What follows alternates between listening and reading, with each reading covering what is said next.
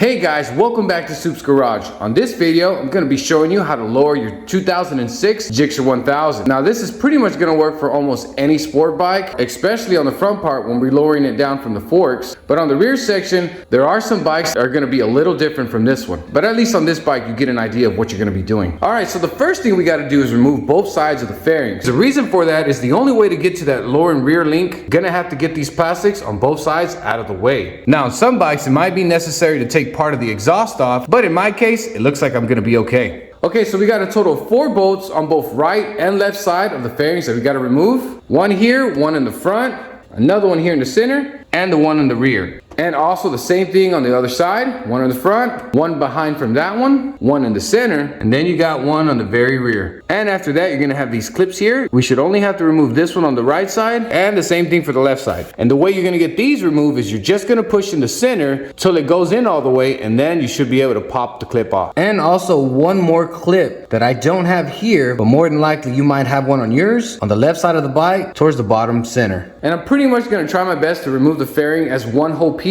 instead of separating the left from the right. I'm usually able to do that to most bikes, but we're gonna see how this one goes. So let's get started. Alright, so we got the fairings off. Just a reminder, in case you don't know, that this bike is going to have some grommets that you're going to have to pull the fairings off a little bit. Just the part that you want to be patient with because you don't want to break those tabs off. There's one grommet here, and there's going to be another one towards the rear side on the frame on the left side. And it's going to be the same thing on the right side. As you can see, the grommet there, and one on the rear as well, just like the other side. Now, as you can see, I was able to remove left and right side fairings all in one piece. However, I do want to mention that it does make a huge difference if you just disconnect the centerpiece to break these apart. It was just a little tricky for me to angle the fairings, put it in a position where I can slide it right underneath the bike. But the reason why I say it's a lot better if you just go ahead and disconnect both pieces is because you do want to be careful not to scratch up that paint. And if you decide to get the fairings apart, all you have to do is remove this bolt here, this clip on top, and then 4 more clips you're gonna have to remove from the bottom side of the fairing. As you can see, I'm missing one here,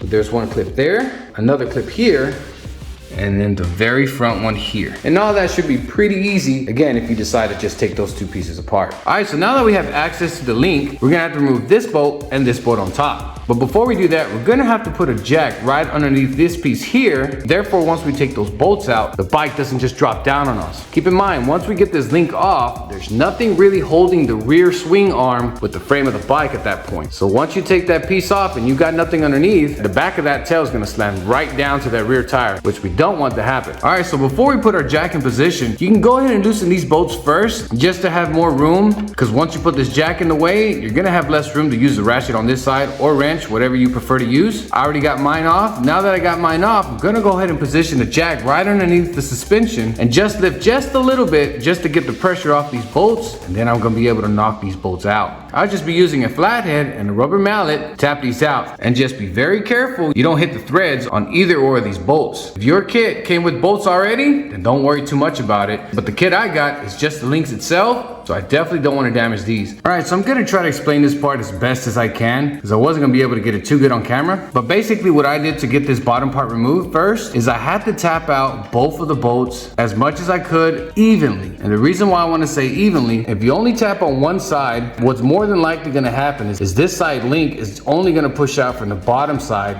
and it's most likely make it more difficult for you to get these bolts out because it's gonna bend this link. So you wanna tap it evenly before it can get pushed out at the exact same time. Once you get this thing pushed out, go ahead and remove that side link first. And what I pretty much did is start on the bottom bolt first. I just grabbed it with these pliers here, and at the same time, tap this link right back in for the bolt can start sticking out slowly. So you want to grab something small enough to be able to hit only the bolt. You have a space here and there that does move back and forth, and you don't want that to come out because you have a high risk of messing up these rollers that spacer sits on as a bearing. You're just gonna have to repeat that process a couple of times until that bottom bolt finally comes out. Once you get one of those bolts completely fully out, the bike is only gonna move just a little bit as long as you got your jack right underneath that rear suspension. Okay, so it gets pretty easy from here. Now you just gotta remove this top bolt and fully remove this other side link, and then we can install our new lowering links and take care of the rear side of the bike. Okay, these are the new links that I will be installing on this bike, and just for comparison, here's the old one. Now if you buy a link like this, obviously the wider you go as far as the adjustment, the lower the bike is going to go. This link here should drop the bike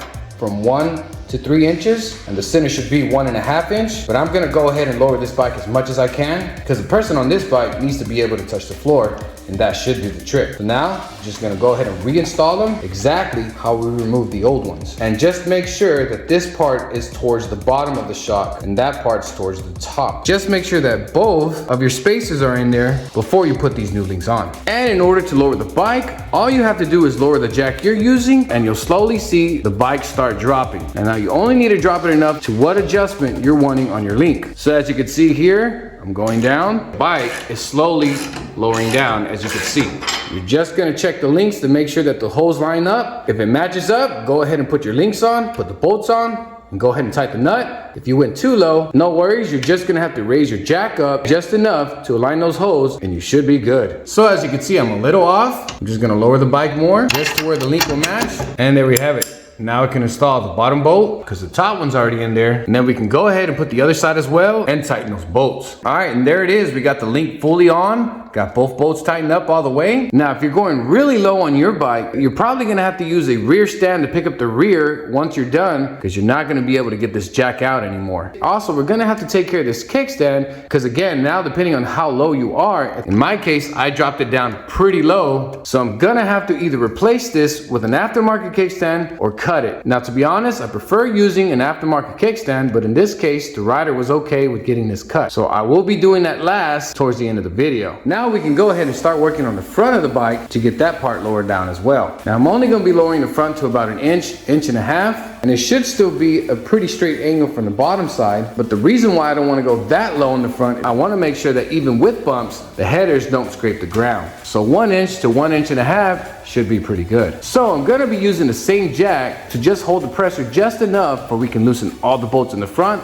and get the triple trees loose to be able to lower those down. Okay, so now to get started on the front, we're gonna be loosening this bolt and the handlebar bolt on both sides of the bike. And once you've done that, next we're gonna be loosening the bottom 2 triple tree bolts on both sides as well. And once we finally get to those bottom 4 bolts on the bottom of the triple tree, then we'll be able to lower this jack. Then slowly the bike will be sliding down on the forks. But you do wanna make sure when you're lowering it to where you want it to be, that both forks are evenly lowered down on the top triple tree. And I'll show you what that looks like once I get to that point. Okay, so at this point, I got all the bolts loosened. All I gotta do is start dropping this jack, and these forks should start popping up on the top triple tree. You can see here now that both of the forks are starting to pop up. You're gonna be lowering it just to where you want your adjustments. Now, if for some reason one of these get caught on the top triple tree, it's not a big deal. What you're gonna have to do is just grab a mallet and tap on whatever side that's stuck and tap on the triple tree, and it should knock that fork loose where it can start popping out evenly with the other side. Okay, so I'm pretty much good to go on the adjustment that we did here in the front. Now, without moving the bike so much, you wanna go ahead and tighten the top triple tree first on both sides, and at that point, it should lock it from moving up and down at all while you're tightening all the other bolts. So start off with the top, check the adjustments on both sides again, and the way you can do that is just a measuring tape or anything really that's gonna show you that the distance is the exact same on both sides. All right, so I got all those bolts tightened up in the front. All I have to do at this point is get this kickstand cut. Now, if you're gonna do it this same way, you just wanna do your best to do a straight cut all the way back, and also depending on how low you dropped your bike, you wanna start cutting it little by little. Last thing you wanna do is cut this thing too short, and when you park your bike, it's gonna lean way too much to the left at that point, and at that point, you're gonna have to get a new kickstand and start all over. Or better yet, it'll give you a reason to get the aftermarket one. All right, so there you have it. She's finally lowered down. As you can see, she has more than enough space of clearance on the bottom, so we don't have to worry about any kind of bumps or any dips hitting on the bottom of the headers. You can see here that the forks are pretty even. Also, I went ahead and cut the kickstand. As you can see, it's pretty straight, where it could be even on the ground when parking the bike. And again, just remember, do small cuts first if you haven't done this before. I've done this many times, so I pretty much got the hang of where to cut it the first time. And all I have to use for that is a cutting wheel, just to make the process a lot faster. But as you can see, lowering a bike is pretty simple, guys. It's not too much to it, as long as you have the right tools. But this is pretty much gonna be the end to this video, guys. I hope you enjoyed it. And like always, I'm really hoping that this helps many people out there. Please subscribe to the channel if you enjoy watching videos like this. Don't forget to hit that like button for me to show your support. I really appreciate all the subscribers that have been following me so far. And also, I really appreciate it if you share my videos to help grow this channel. Like always, guys, don't forget, God loves every single one of you guys. God bless you guys, and we'll see y'all on the next video.